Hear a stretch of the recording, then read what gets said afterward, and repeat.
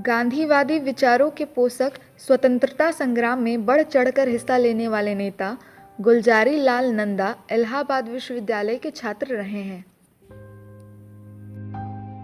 4 जुलाई 1898 को ब्रिटिश भारत के अविभाजित पंजाब के सियालकोट में जन्मे नंदा जी ने लाहौर स्थित फोरमैन क्रिश्चियन कॉलेज से स्नातक और परास्नातक की पढ़ाई पूरी की।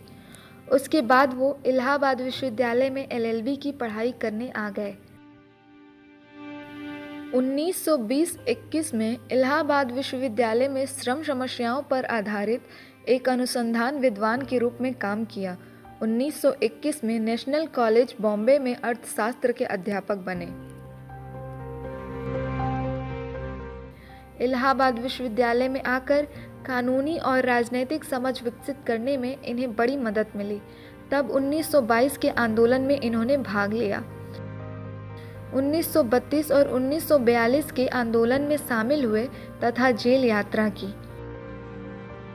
गुलजारी लाल नंदा की श्रम और श्रमिकों पर समझ शानदार थी। इस दिशा में एक मंझे हुए विद्वान की भांति इन्होंने काम किया। इस क्रम में Indian national trade union Congress की स्थापना 1947 में की।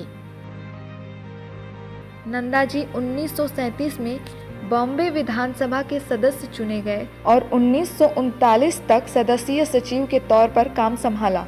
पुनः 1946 से 1950 तक बॉम्बे सरकार में श्रम मंत्री रहे।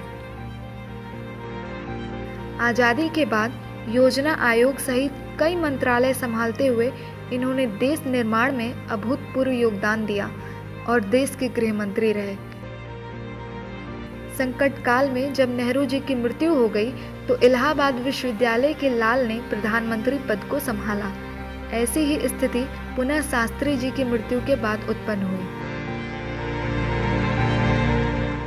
15 जनवरी 1998 को 99 वर्ष की अवस्था में नंदा जी स्वर्ग सिधार गए। भारत माता के योग्य पुत्र ने देश सेवा का उदाहरण स्थापित किया।